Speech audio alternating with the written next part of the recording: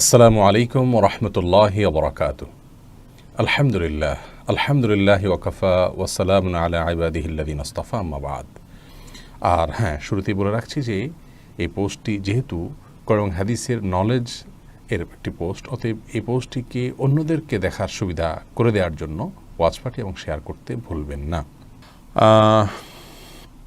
খালেদ আহমেদ জানতে চেয়েছেন, পুরুষদের জন্য হলুদ এবং লাল কাপড়ের রং পরা কি হারাম? এই বিষয়টা নিয়ে আমরা কাজ করছি, ইনশাআল্লাহ খুব শীঘ্রই এটা নিয়ে আপনাদেরকে আমরা ভিডিও দিতে পারবো। এটাকে বিভিন্ন ফাঁকার কিতাবগুলোতে মাকরু বলা হচ্ছে পুরুষদের জন্য, তবে হারাম নয়। এরপরে প্রশ্ন করেছেন রিয়াদ খান, আপনি জানতেছেন সরকারি বাইক ব্যবহার করে কি মসজিদে নামাজে আসা যাওয়া করা যাবে? আপনাকে যদি এই জন্য বাইক না দেওয়া হয়ে থাকে তাহলে সেক্ষেত্রে এই কাজে আপনি বাইক ব্যবহার করলে সেটি আপনার জন্য জায়েজ হবে না। অনেক দূরে গিয়ে আপনি জুমা সালাত পড়তে গেলেন, সরকারি তেল বা বাইক খরচ করে আপনাকে এই কাজের জন্য দেওয়া হয়। আর যদি বাইকটা দেওয়া হয়েছে এটাকে আপনি ডিউটির কাজে এবং পার্সোনাল কাজে ব্যবহার করতে পারেন, তো আপনাকে দেওয়া হয়েছে আপনার ব্যবহারের জন্য, এরকম যদি হয় তাহলে তো আপনি অন্য 10 জায়গায় যেরকম যেতে পারেন, নামাজ পড়তেও আপনি যেতে পারেন।